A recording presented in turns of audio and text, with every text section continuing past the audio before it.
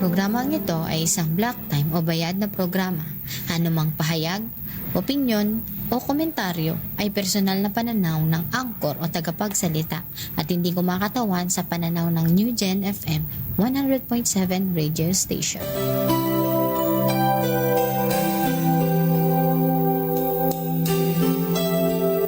Inihahandog ng United Pentecostal Church Bulan ang programang Si Jesus ang Buhay na Pag-asa.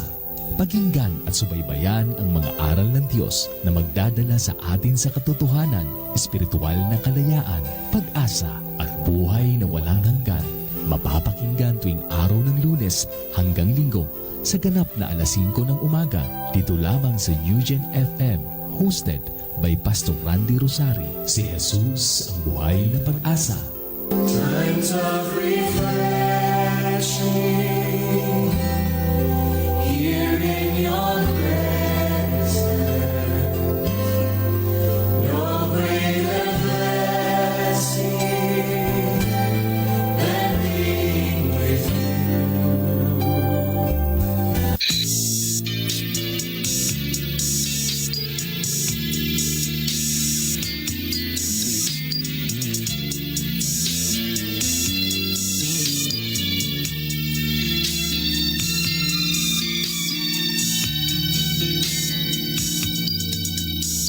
Ang dating landas ko, di alam kung saan patungo. Puso at isip ko, litong-lito. Ngunit ikaw, Jesus, ang sa'kin nagbigay gabay. Inakay mo ako sa landas ng buhay. Ang puso ko'y nagagalak na magpuri sa ngalan mo. Ang himig ko'y laging laan sa pagsamba lamang sa'yo. Tunay ang dakila ka, O Diyos, sa buhay kong ito. Kaya't walang hanggang papuri ang alay ko sa'yo.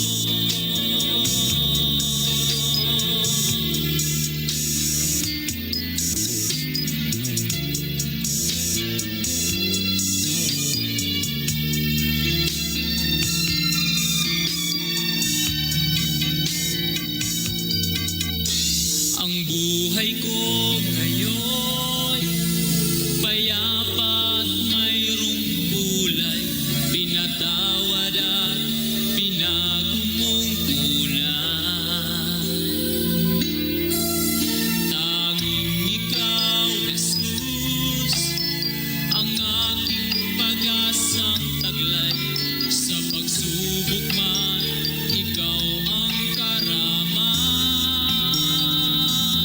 Ang puso ko'y nagagalak na magpuri sa ngalan mo. Ang himig ko'y naglaan sa pagsamba lamang sa'yo.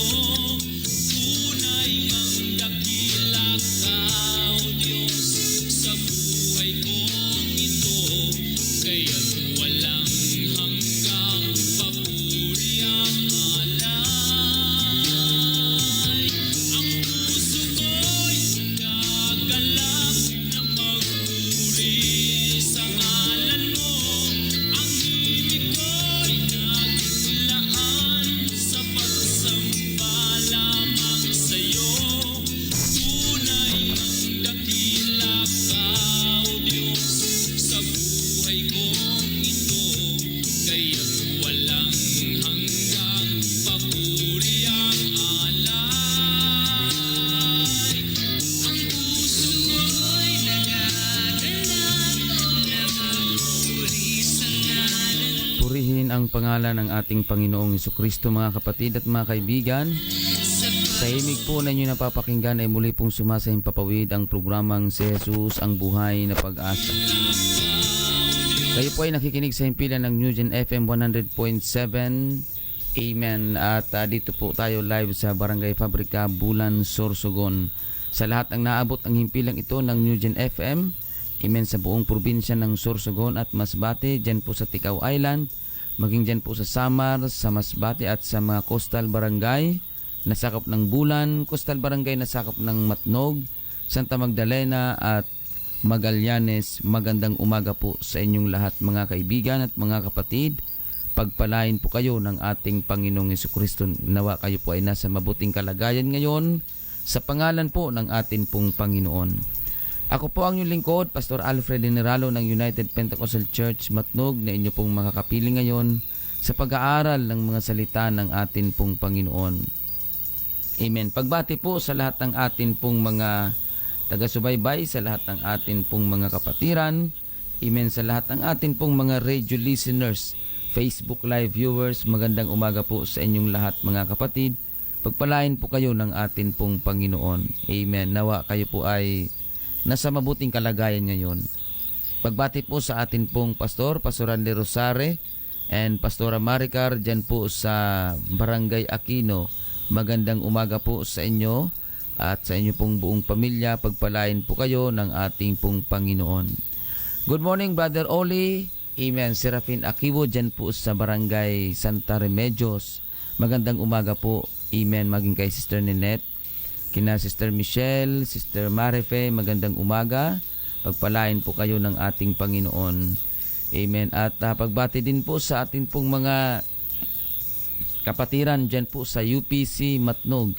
Pagpalain po kayo ng Panginoon dyan po sa Manurabi Church, dyan po sa Hinablan Oriental at maging sa sentro ng Matnog. Magandang umaga po mga kapatid. Amen. Nawa kayo po ay patuloy na maglingkod sa Panginoon hanggang sa kanyang muling pagpabalik. Yamang nalalaman natin na malapit na po ang muling pagbabalik ng atin pong Panginoon. Pagbati din po sa atin pong mga kapatiran dito po sa UPC Bulan. Amen. Ang tatlong congregation po na pinangasiwa ng atin pong pastor. Ang congregation po dyan sa Magsaysay, congregation sa UPC Quirino at Santa Remedios. Magandang umaga po sa inyong lahat mga kapatid. Pagbati po sa lahat ng atin pong mga kapatiran. At pagbati din po sa atin pong mga kapatiran dyan po sa Barangay Aguinaldo. Amen. Na pinangungunahan po ni Brother Aljun. Salamat sa Panginoon dahil nagsimula na po ang atin pong gawain dyan sa Barangay Aguinaldo. Salamat sa Panginoon sa pagtatagumpay kahapon. Amen. Salamat sa Diyos at sa pangunguna ng atin pong pastor dyan, Pastor Aljon Guyon. Pagpalain po kayo ng Panginoon at maging sa lahat ng mga kapatiran. Amen. Magandang umaga po dyan sa Barangay Aguinaldo. Nawa tayong lahat po ay magpagamit sa Panginoon. Amen. Tulungan po natin ang atin pong pastor dyan. Amen. Sa pag-aakay ng mga tao papunta sa atin pong Panginoon. At may bahagi din natin yung kabutihan ng Diyos na ginawa niya sa buhay natin. Purihin ang pangalan ng Panginoon at pagbati din po sa atin pong mga kapatiran. Amen. Praise the Lord. Diyan po sa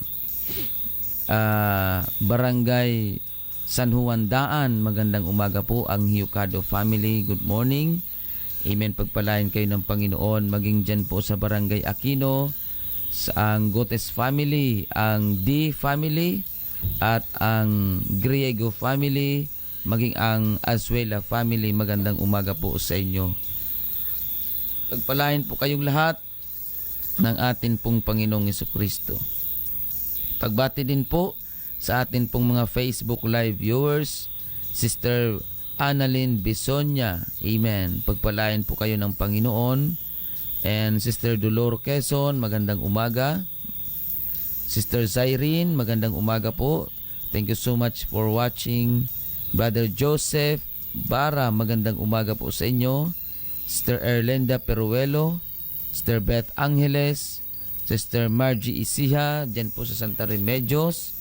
At pagbati din po sa Guneo family, Isiha family at sa Soledad family. Magandang umaga po sa inyo. And Sister Divine Espela Guyal, dyan po sa UPC Santa Remedios. Sister Gemma Guelas, good morning. Amen. Sister Laura Gumban, dyan po sa Barangay Lahong. Maging kina Brother Edmond, magandang umaga po sa inyo. Pagpalain po kayo ng Panginoon. Sister Gina Godoyo, good morning. Pagpalain po kayo ng Panginoon. And Brother Andy Orozco, dyan po sa Dasma, sa under Pastor Roland Rosare and Pastor Joel Bores. Magandang umaga po sa inyong lahat mga kapatid dyan sa Dasma, UPC Dasma. Good morning po. Amen. At pagbati din po sa atin pong mga, amen, praise God, taga panood din. Amen. Sister Christy Disoyo. Amen. And Glyza Cantuba, ang aking pong kababata dyan sa Hinablan. Magandang umaga. Amen. At maging ang atin pong mga Facebook Live viewers pa na manunood pa. Magandang umaga po sa inyong lahat. Narito po ang aking kasama para sa inyo po ay bumati, Brother Angelo. Amen. Purihin ang Diyos, isang mapagpalang umaga po sa bawat isa na sumusubaybay sa programang Si Jesus ang Buhay na Pag-asa. Sa lahat ng mga kapatiran ng United Pentecostal Church Bulan, isang mapagpalang umaga po sa bawat isa sa atin. Tayo po ay magsama-samang mag-aral at matuto ng mga salita ng Diyos na atin pong mapapakinabangan sa atin pong mga paglago espiritual, maging sa pagkamit ng buhay na walang hanggan na ipinangako ng Diyos sa bawat isa sa atin mga kapatid. At pagpalain tayong lahat ng Panginoon, maging sa lahat ng naaabot ng frequency ng 100.7 New Gen FM. Pagpalain po tayong lahat ng atin pong Panginoon. Amen. Good morning. Praise God. Brother Fen Tihada, good morning. Pagpalain kayo ng Panginoon. Sister Marilyn Wagas Ayo, good morning. Amen. And Sister Myrna, magandang umaga po. Pagpalain kayo ng Panginoon. Also Sister Sarah Galos, good morning po. Pagpalain kayo ng Panginoon. Brother Stephen Tihada, good morning. Praise the Lord. Amen. At sa lahat ng mga nanonood pa, magandang umaga po sa inyo. Praise the Lord. Maraming salamat din po sa atin pong technical side, DJ Box, at pag-assist po sa atin pong sa technical side. Magandang umaga. Amen. And Brother Felipe Iscresa, good morning. Praise God. Pagpalain po kayong lahat ng ating Panginoon. Sa oras nito mga kapatid, tayo po ay magpapatuloy sa pag-aaral ng mga salita ng Panginoon na kung saan ito po ang pinakasentro ng atin pong programa, ang pag-aaral ng mga salita ng Diyos. But before that mga kapatid, tayo po ay manalangin sa Panginoon. Amen. Simulan po natin ang pag-aaral ng salita ng Diyos sa pamamagitan ng atin pong panalangin. Hilingin po natin sa Diyos ang kanyang gabay at patnubay sa atin pong pagtatalakay. Good morning, Sister Mai Ocampo. Pagpalain po kayo ng ating Panginoon. Tayo po ay manalangin mga kapatid. Amen. Praise God. Dakilang Diyos, aming Panginoong Hesukristo, maraming salamat po sa magandang umaga na ipinagkaloob mo sa amin. At sa pagkakataon din po, O Diyos, na makapag-aral o makapangaral ang iyong banal na salita, mapag-aralan namin sa pamagitan ng programang ito sa himpilan ng New Gen FM. Salamat po Panginoon sa amin pong mga radio listeners. Amen. Na ngayon ay taimtim na nakikinig habang sila po ay gumagawa ng kanilang mga sari-sariling responsibilidad at gampanin sa pamilya. Panginoon, mangusap ka po sa amin pong mga kababayan. Mangusap ka po sa amin pong mga Facebook Live viewers. At patuloy ka pong maghari at mamagitan sa bawat isa sa amin. Sa pamamagitan ng iyong banal na salita na amin pong pag-aaralan ngayon, samahan mo po kami at hipuin mo po ang puso at isip ng amin pong mga giliw na taga-subaybay ngayon. In Jesus' name we pray for your healing sa amin pong mga kababayan na nagtataglay ng karamdaman. We pray for peace. We pray for good health sa amin pong mga radio listeners, O Lord. In Jesus' mighty name, Amen. Praise God.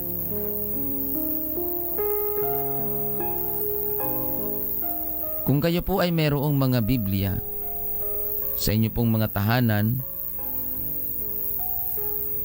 pwede nyo po kaming sabayan mga kapatid sa pag-aaral ng mga salita ng Diyos. Amen. Dito po sa 2 Tesalonica, dos Gs. Mga kapatid, ganito po ang atin pong mababasa. At may buong daya ng kalikuan sa nangapapahamak, sapagkat hindi nila tinanggap ang pag-ibig sa katotohanan upang sila'y mga ligtas. Amen. Pagpalain ng Panginoon ang pagkabasa ng kanyang banal na salita. At may buong daya ng kalikuan sa nangapapahamak, sapagkat hindi nila tinanggap ang pag-ibig sa katotohanan upang sila'y mga ligtas. Ang dahilan, mga kapatid, amen, kung bakit may mga tao na napapahamak, ito ay dahil sa hindi nila iniibig ang katotohanan. Kaya ang atin pong pag-aralan ngayon, mga kapatid, amen, praise God, why do people perish? Bakit ang mga tao ay napapahamak? O bakit ang isang tao ay napapahamak o mapapahamak? Amen. Praise God. Isa sa dahilan kung bakit may mga tao na mapapahamak at mapupunta sa impyerno ay sa hindi nila pag-ibig sa katotohanan. Hindi nila tanggap ang pag-ibig sa katotohanan, bagkus mas tanggap nila ang kamalian. Amen. Kaya nga kung mapapansin natin sa panahon ngayon, bihira po ang mga tao na nagpapahalaga ng mga salita ng Diyos. Bihira ang mga tao na nagbibigay ng panahon para sa salita ng Panginoon. Kaya nga napakapalad natin na naglalaan tayo ng panahon para pakinggan ang salita ng Panginoon sa oras na ito. Bagamat hindi man tayo magkakakilala personally o personal, pero ang salita ng Diyos ang nagpapa-unite sa atin para mas lalong pakinggan ang kanyang banal na salita. Ganun pa man, mga kapatid, bakit may mga tao na napapahamak o mapapahamak, hindi lang po yun sa hindi nila pagtanggap ng katotohanan, kundi isa rin sa dahilan kung bakit ang tao ay napapahamak o mapapahamak dito po sa Hosea 4:6. Pakinggan natin ang sinasabi. Ang aking bayan ay nasira dahil sa kakulangan ng kaalaman. Sapagkat ikaw ay nagtakwil ng kaalaman, akin namang itatakwil ka, upang ikaw ay huwag maging saserdote ko. Yamang iyong nilimot ang kautusan ng iyong Diyos, akin namang kalilimutan ang iyong mga anak. Amen. So, mga kapatid, ang sabi ng Biblia, kakulangan ng kaalaman, kaya napahamak. Itong kakulangan sa kaalaman, may alam na ito. Kulang nga lang. Kaya hindi po sapat na mayroon tayong kaalaman ay okay na. Dapat sapat yung ating kaalaman. Ika nga, little knowledge is dangerous. Kaya masan nyo po sa lipunan, kung sino yung mga kunti ang alam, sila yung mga maiingay. Pero yung may mga alam, sila yung tahimik o kaya kunti lang magsalita. Pero yung mga walang alam, mga kapatid, sila yung maiingay. Little knowledge is dangerous. Mapanganib po ang kaunti ang kaalaman. Kaya dapat tayo, patuloy natin dapat tinatanggap ang salita ng katotohanan at dapat paglaanan natin ng panahon ang salita ng katotohanan upang magkaroon ng kasapatan o maging sapat ang ating kaalaman patungkol sa salita ng Panginoon. Kaya pag kulang ang kaalaman, doon napapahamak ang bayan. Kaya nga tayo mga Pilipino o tayo mga tao, mga kapatid, hindi dapat tayo masapatan na may Diyos. Dapat kilalanin natin ang husto kung sino ang Diyos at kung ano at paano ang gagawin natin na paglilingkod sa Diyos. Kaya nga may mga tao na dahil kulang ang kanilang kaalaman, ang akala nila, amen, ay okay na yung paniniwala nila. Kaya nga may mga tao na akala nila ang paglilingkod sa Diyos sila ang masusunod.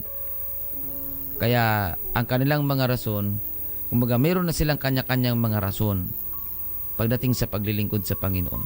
Okay naman ito, pastor, ang mahalaga naman ito ay sa Diyos. Okay na ito, pastor, ang mahalaga naman naglilingkod ako sa Diyos o kinikilala ko ang Diyos.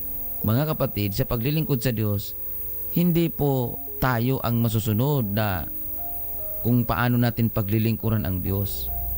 May mga tao, mga kapatid, dahil sa kakulangan ng kaalaman, akala nila ang pagiging mabait ay sapat na para iligtas ng Diyos. Amen. Being good is good, but that is not enough.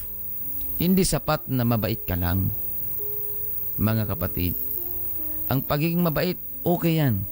Salamat sa Diyos kung mabait tayo. Pero kung yan lang ang pagbabasihan natin pagdating sa kaligtasan, hindi po sapat yan. Kaya nga, little knowledge is dangerous. Ang basihan ng kaligtasan ng Diyos ay ang pagsunod ng tao sa utos ng Diyos. Amen. Kung ang ating prinsipyo ay hindi naman sinasang-ayunan ng prinsipyo ng Biblia, kahit gaano pa yan kaganda, kahit gaano pa yan kabuti, hindi po sapat yan. Kahit gaano pa kaganda, kahit gaano pa kabuti ng prinsipyo natin, kung hindi naman yan sasang-ayunan at kulang yan sa prinsipyo ng Biblia, hindi po yan sapat para sabihin natin tatanggapin tayo ng Panginoon. Praise God. Hindi porket tanggap ng mga tao ang ginagawa mo ay tanggap ka na rin ng Diyos. Tandaan natin, hindi nakabase sa pagtanggap ng tao yung pagtanggap ng Diyos sa iyo. Hindi porket tanggap ka ng mga tao ay tanggap ka na rin ng Diyos. At hindi rin porket hindi ka tanggap ng mga tao, hindi ka na rin tanggap ng Diyos. Magkaiba po yun. Kaya nga, napakaganda at napakamainam na magkaroon tayo ng sapat na kaalaman tungkol sa banal na kasulatan para hindi rin tayo, amen, praise God, hindi rin tayo naghuhula-hula kung okay na ba. Little knowledge is dangerous. Pangalawa, kung bakit napapahamak ang tao, Isaiah 5:13, pakinggan natin. Kaya't ang aking bayan ay nasok sa pagkabihag, sa kasalatan sa kaalaman, at ang kanilang mararangal na tao ay nangagugutom, at ang kanilang karamihan ay nangahahandusay sa uhaw. Amen. Yung una, mga kapatid, lack of knowledge, kulang sa kaalaman. May kaalaman na siya, pero kulang. Itong pangalawa, mga kapatid, salat, wala talagang kaalaman. Walang knowledge sa salita ng Diyos. Ito yung dahilan, isa sa mga dahilan kung bakit napapahamak ang tao. No knowledge about the Word of God. Wala talagang alam sa salita ng Diyos. Amen. Praise God. Kaya alam naman natin, kapag ang isang taong walang alam, mga kapatid, madalas napapahamak yan. Amen. Kaya kung pupunta ka sa isang lugar, siguraduhin mo lang na alam mo at may knowledge ka doon sa lugar. Kaya ang papuntang langit, yung wala kang knowledge o wala kang kaalaman tungkol sa langit, hindi ka mapupunta ron. Kaya nga, mga kapatid, amen, sa kasalatan sa kaalaman, mga kapatid, doon nagkakaroon ng kapahamakan. Kaya nga, nagpapatuloy po ang pangangaral ng salita ng Diyos sa programang ito upang tayong lahat ay magkaroon ng kaalaman, sapat na kaalaman tungkol sa Biblia, tungkol sa kung paano tayo dapat iligtas ng Diyos, kung ano ang gagawin natin para iligtas tayo ng Panginoon, kung ano ang mga dapat natin gawin, at yung ano ang mga hindi natin dapat gawin. Yun ang kailangan natin. Kaya nga, mga kapatid, ang inyong lingkod, amen, kami sa programang ito. Kahit madaling araw, gumigising kami upang maibahagi lamang ang salita ng Diyos sa bawat isa sa atin, mga kapatid at mga kaibigan. Praise God, magkaroon tayo ng sapat na kaalaman tungkol sa salita ng Diyos. Because kapag wala tayong kaalaman, doon tayo napapahamak, mga kapatid. Amen. Proverbs chapter 29 verse 18. Ganito po ang ating mababasa. Kung saan walang pangitain, ang bayan ay sumasama. Ngunit siyang nag-iingat ng kautusan ay maligaya siya. Amen. Praise God. Kung walang pangitain, ang bayan ay sumasama. Vision. Isa sa dahilan kung bakit napapahamak ang tao, no vision. Amen. Praise God. Wala siyang pangitain. Kumbaga, wala siyang kaplano-plano. Kumbaga, ang taong walang vision, ito yung mga taong bara-bara. Bara-bara kung kumilos, bara-bara kung gumawa. At yung mga tao na walang vision, ito yung mga tao na umaasa, iniaasa nila ang kanilang kapalaran sa iba. At idinidepende nila ang kanilang kapalaran o ang kanilang buhay sa iba. Ito po yun, mga kapatid. Walang vision. Hindi niya nakikita ang sarili niya sa darating na panahon. O wala siyang kaplano-plano para sa sarili niya. Dito nabubuo yung salitang bahala na. Kaya mga kapatid, dapat meron tayong vision. Dapat meron tayong nais tahakin o nais marating sa buhay. Amen. Kasi masan niyo po yung mga tao na walang kapangarap. Hindi nagbabago yung kanilang sitwasyon. Wala silang kapangarap. Mangarap na nga lang, libre na nga lang mangarap, wala pa. Grabing paghihirap na. Kaya mga kaibigan, mga kapatid, magkaroon tayo ng vision sa buhay natin. Lalo na pagdating sa paglilingkod sa Diyos. Ano bang vision mo? Nakikita mo ba ang sarili mo na ibibless ka ng Panginoon 10 years from now, 5 years from now? Magkakaroon ba ng pagbabago? O kaya naman magiging maganda ba ang buhay mo? Amen. Kasi yung vision mo, yun yung lalakipan mo ng gawa sa tulong at biyaya ng Panginoon. Amen. Huwag natin iasa yung ating buhay sa iba. At huwag tayong dumipende sa iba para sa buhay natin. Umasa tayo sa Diyos, dumipende tayo sa Diyos. Kung tayo ay inuutusan ng Panginoon o tayo ay pinapayuhan ng Biblia na gumawa tayo ayon sa kalooban ng Panginoon. Amen. Praise God. Kasi may mga tao na alam niyo po, may mga tao na parang pako. Kung hindi mo pukpukin, hindi babaon. Yun yung mga taong walang vision. At ang kakambal ng mga taong walang vision, katamaran. Mga kapatid, ang taong walang vision, tamad po yan. Iniaasa nila yung kanilang buhay sa iba. At hindi yan nakakakilos kung walang kasama. Yan ang taong walang vision. Mga kapatid, kaya kailangan natin baguhin ang style natin. Amen. Kasi tayo ang may responsibilidad at tayo ang may pananagutan sa sarili nating buhay. Mga kapatid, ngunit siyang nag-iingat ng kautusan ay maligaya siya.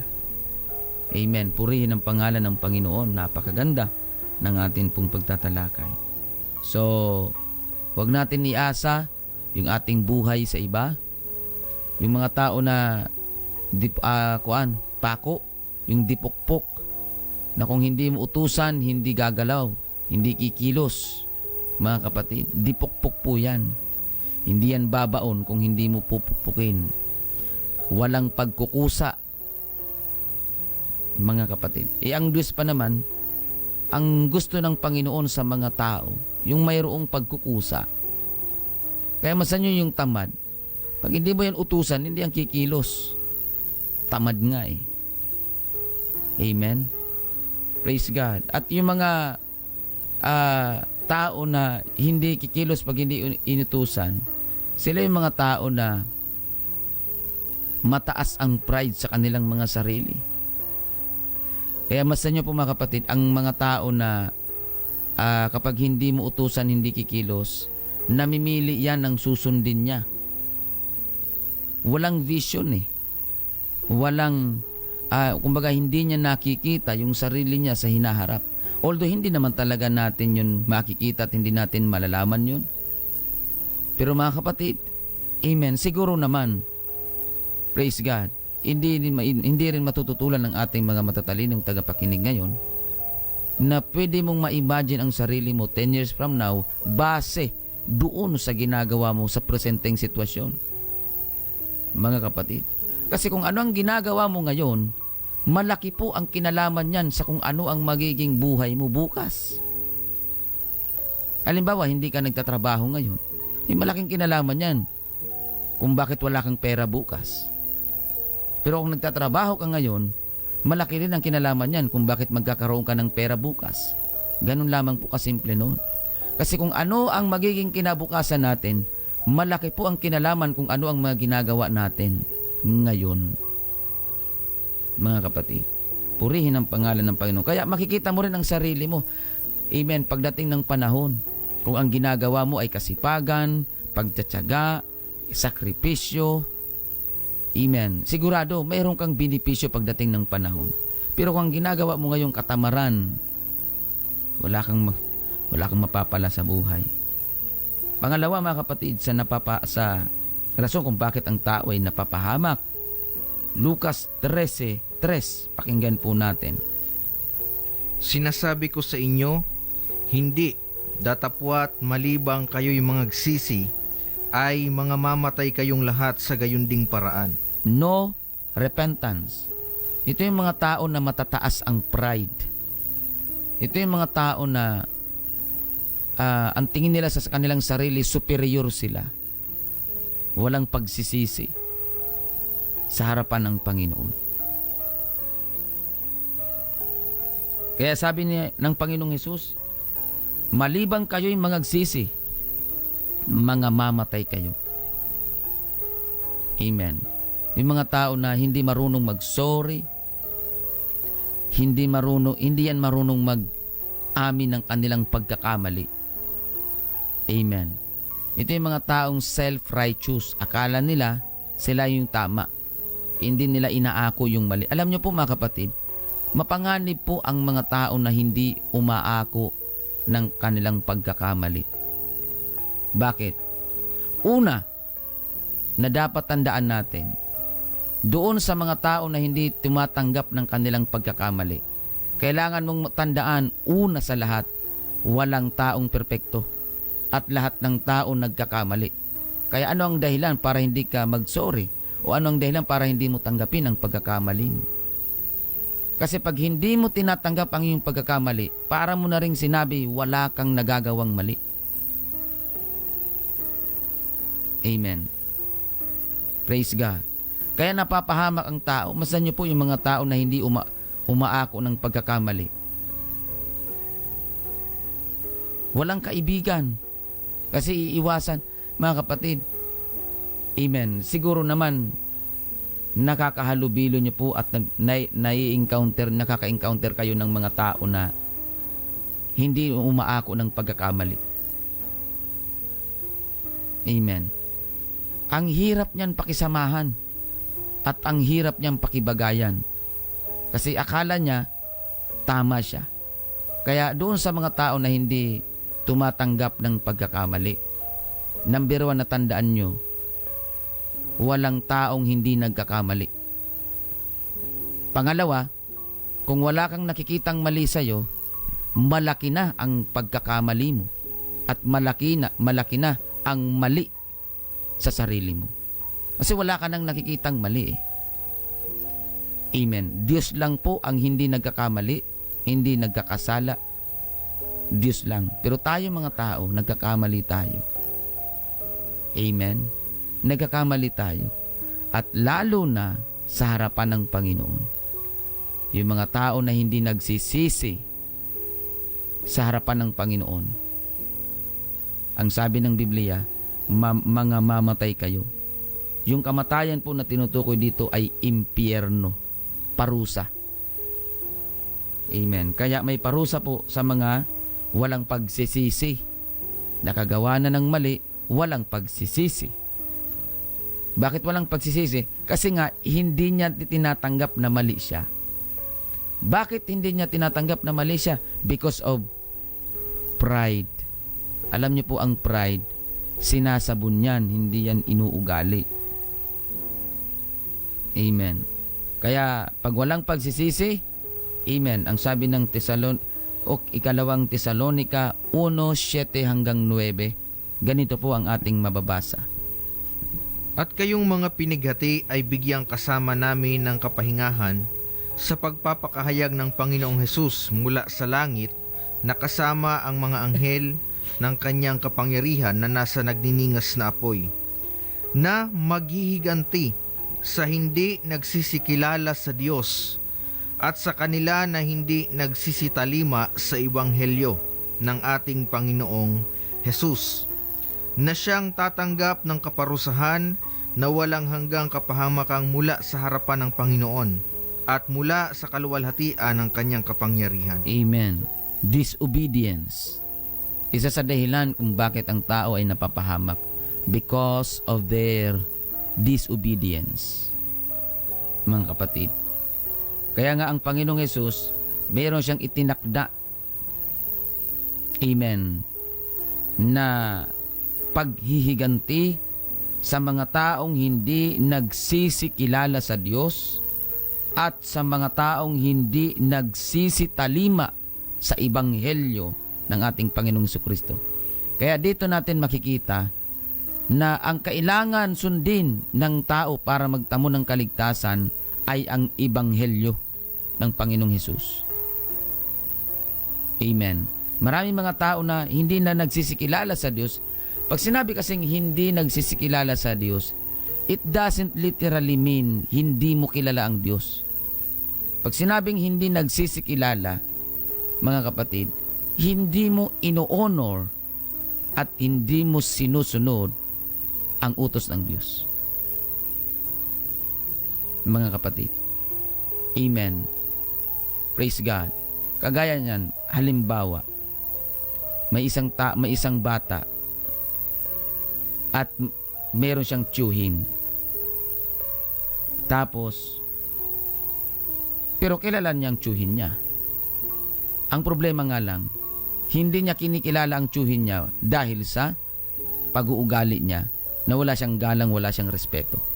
Kaya ang tawag sa kanya, hindi kumikilala sa kanyang tiyuhin na nakakatanda sa kanya. Yun pang ibig sabihin nun. Kilala niya ang tiyuhin niya pero hindi niya ginagalang, hindi niya nirerespeto, hindi niya kinikilala ang boses. Yun pang ibig sabihin nito. May mga tao na alam nilang may Diyos pero hindi nila kinikilala ang authority at ang kapangyarihan ng Diyos sa buhay nila. Kaya nga, may mga tao na kapag may mga tao na ang kanilang rason kung hindi dahil sa lakas ko, kung hindi ko pinagtrabahuan, wala naman talaga mangyayari. Kaya hindi dapat ito ibinibigay sa Diyos. Yun po yung mga tao hindi kumikilala sa Diyos. Mga kapatid, amen, masyadong mataas ang tingin sa sarili. Hindi nagsisitalima, hindi sumusunod sa ebanghelyo. Bakit? Kasi may sarili siyang paraan ng paglilingkod. Kaya nga hindi lahat ng paglilingkod ay kinikilala ng Diyos. Kahit naglilingkod ka, pag hindi naman yan ang standard o ang gusto ng Panginoon na dapat mong gawin, wala ring saysay yun. Amen. Kaya kailangan ang paglilingkod natin sa Diyos dapat naaayon sa kalooban ng Diyos. Amen. Kaya alam niyo po, may mga tao na naglilingkod sa Diyos pero disobedient. Paano yan, pastor? Naglilingkod sa Diyos pero hindi sumusunod? Yes, meron. Mga kapatid, bakit? Kasi yung kanilang paglilingkod o kaya yung kanilang paraan ng kanilang paglilingkod ay sa paraan mismo nila. Amen. Kailangan ang paglilingkod natin ay dapat naaayon sa pamamaraan ng banal na kasulatan sa ebanghelyo ng ating Panginoong Jesucristo. Yun ang dapat nating gawin. Amen. Kaya yung disobedient, yung hindi pagsunod, hindi ibig sabihin na suwail ka sa Diyos. Hindi. Pwedeng naglilingkod ka sa Diyos pero hindi ka sumusunod sa Diyos.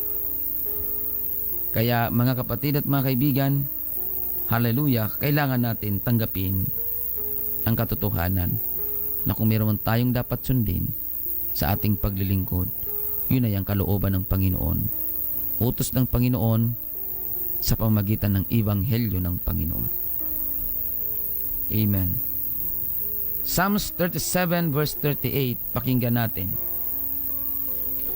Tungkol sa mga mananalangsang, mga lilipol silang magkakasama. Ang huling wakas ng masama ay mahihiwalay. Mananalangsang. Ito yung mga transgression ng mga tao. Ibig sabihin, alam nila ang utos ng Diyos, kilala nila ang Diyos, kaya lang mas pinipili nila, mga kapatid, na suwagin o suwayin ang Diyos. May parusa po yan, mga kapatid. Ezekiel chapter 18 verse 4. Pakinggan natin ang sinasabi. Narito lahat ng kaluluwa ay akin. Kung paanong ang kaluluwa ng ama, gayon din ang kaluluwa ng anak ay akin. Ang kaluluwa na nagkakasala ay mamamatay. Amen. Yung mga tao na namumuhay sa kasalanan, magkaiba po yung nagkakasala kaysa sa namumuhay sa kasalanan. Pag sinabing nagkakasala, ibig sabihin, merong labanan na nangyayari. Merong pagpipigil na nangyayari. Merong resistance sa kasalanan na nangyayari. Kaya lang dahil nasa laman ka, amen, may mga pagkakataon na nagkakasala ka. Pwedeng sinasadya or hindi. Pero yung nabubuhay sa kasalanan o namumuhay sa kasalanan, ibig sabihin, buhay mo na talaga yan. Hindi na mapigilan. O kaya naman, nagiging ekspresyon na ng katawan mo at ng sarili ng katawan ng isang tao ang paggawa ng kasalanan. Kagaya ng pagmumura.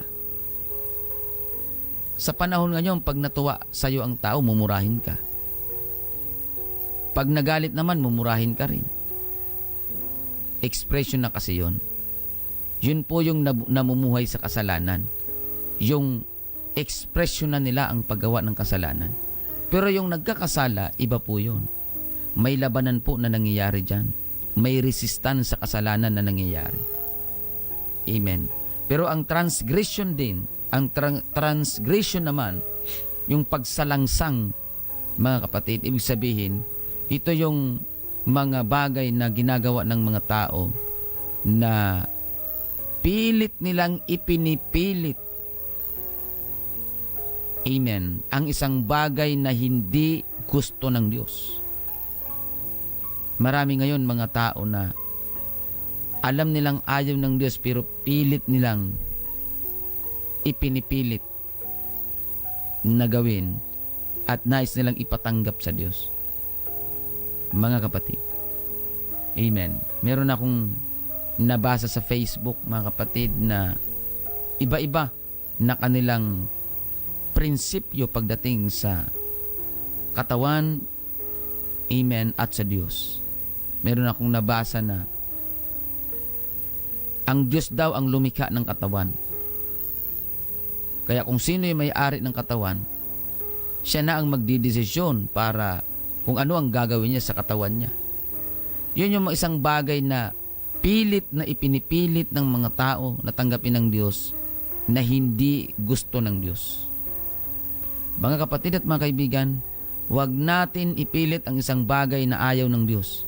Walang mangyayari dyan at hindi tayo mananalo dyan dahil mas superior po ang Diyos kaysa sa atin. Huwag natin ipilit.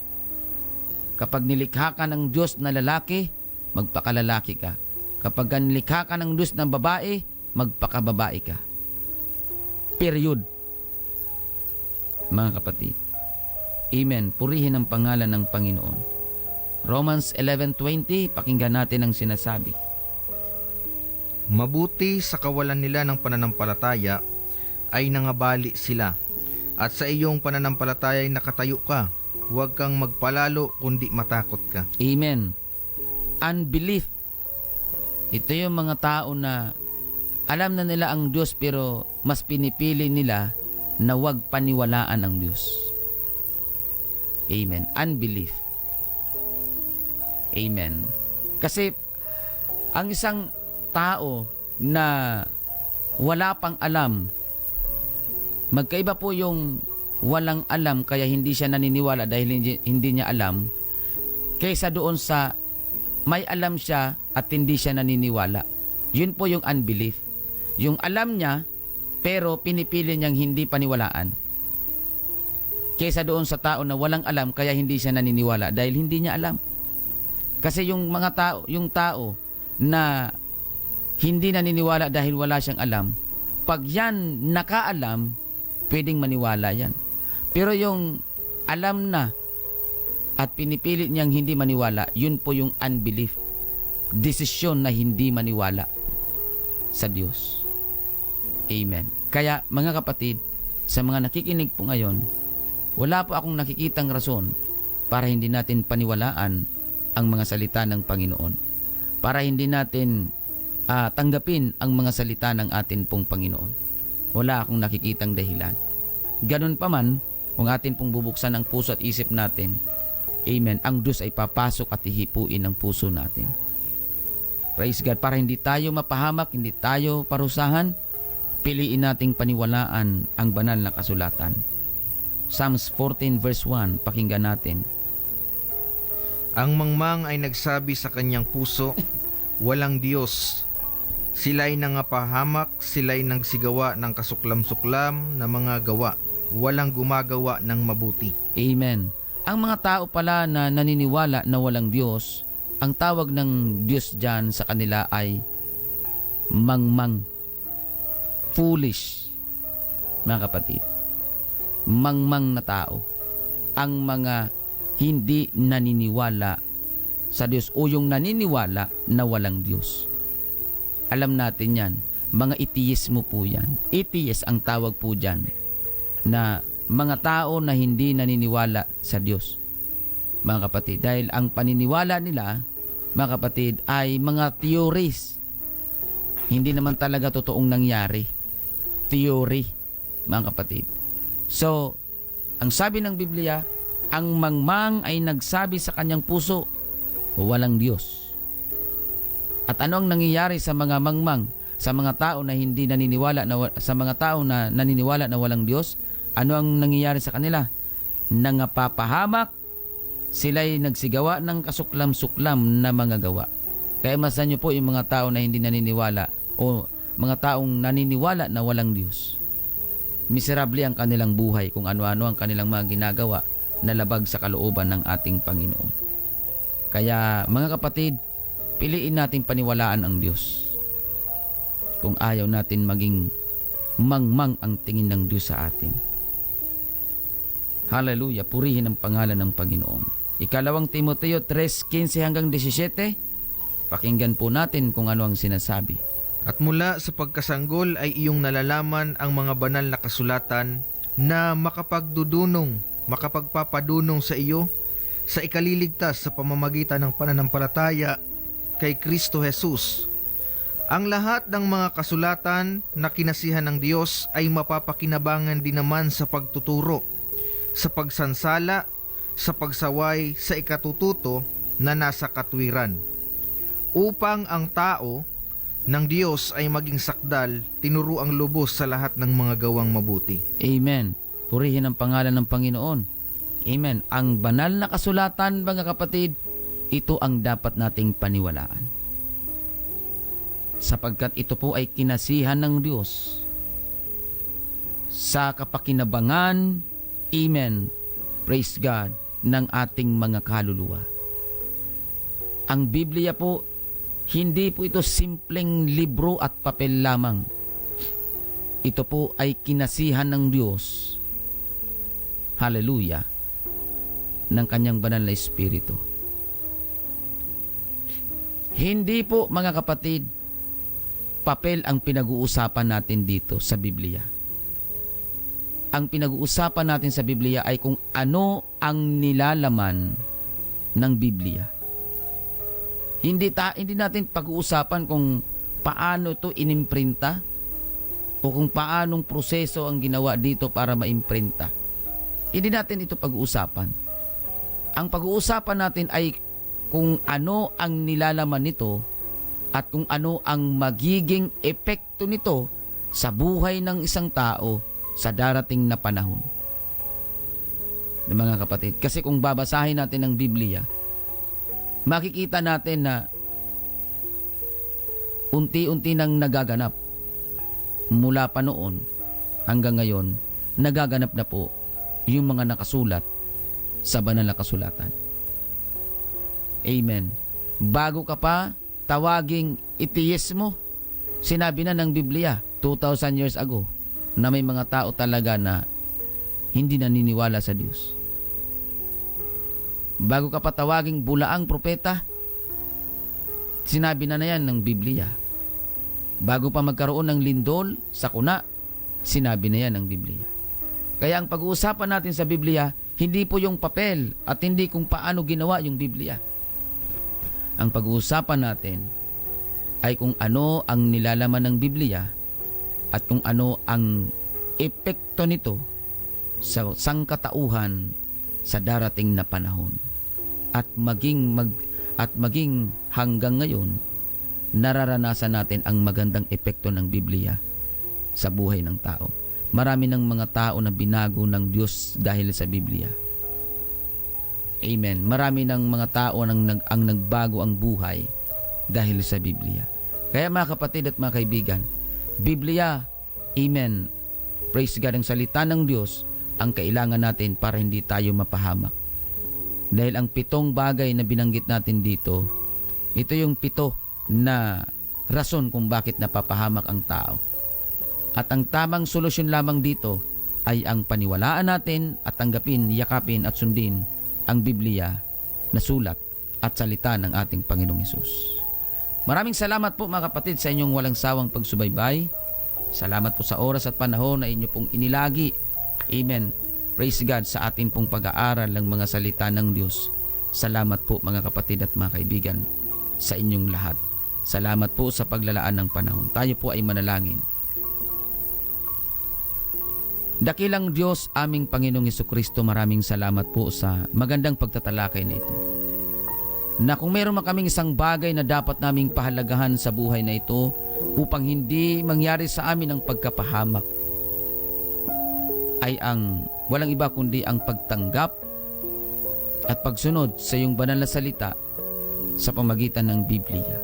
Panginoon, mangusap ka po sa amin pong mga kababayan, sa amin pong mga Facebook Live viewers, radio listeners. Lord, hipuin mo po ang kanilang mga puso't isipan. Magpahayag ka po at magpakilala sa kanila na ikaw lamang nag-iisang Diyos sa tagapagligtas na kailangan paglingkuran at sundin ng bawat tao na nais magtamo, amen, ng kaligtasan sa buhay na walang hanggan. Panginoong Hesus, pagpalain mo po ang bawat isa sa amin ngayon. I pray the protection of Psalms 91 be upon them and the blessings of Deuteronomy 28 be upon them, Lord. In Jesus' mighty name. Amen. Maraming salamat po mga kapatid sa inyong pagsubaybay. Amen. Sa atin pong mga Facebook Live viewers, Brother Abel Bumbales, good morning. Sister Rosa Hili, good mornings. Amen. Pagpalain kayo ng Panginoon. Brother Felipe Iscresa, good morning. Sister Yoli Albao, good morning. Pagpalain po kayo ng Panginoon. Brother Ronald Hipolito, good morning. Praise God. Brother Marahay, good morning. Pagpalain po kayo ng atin pong Panginoon. Brother Renante Roque, good morning. Sister Marlene Golyoso, good morning. Amen. Daniel Marahay, good morning. Pagpalain kayo ng Panginoon. Brother JP Flores, good morning. Praise the Lord. At sa lahat po ng mga nanonood at sa lahat ng mga manunood pa, maraming salamat po sa inyong lahat. Salamat din po sa inyo pong sa atin pong mga tagapakinig sa radio. Pagpalain kayo ng Panginoon. At salamat din sa atin pong Bible reader, technical sa atin pong Bible reader, Brother Angelo. Pagpalain ka ng Panginoon. Amen. Praise the Lord. Amen. At maraming salamat din po sa atin pong technical side, DJ Box. Pagpalain po kayo ng atin pong Panginoon. Amen. Praise God. At muli, Ako po ang inyong lingkod, Pastor Alfred Generalo ng United Pentecostal Church, Matnog. Lagi po nating tandaan at huwag nating kakalimutan, si Jesus lamang po ang ating buhay na pag-asa. God bless everyone. Ang dating landas ko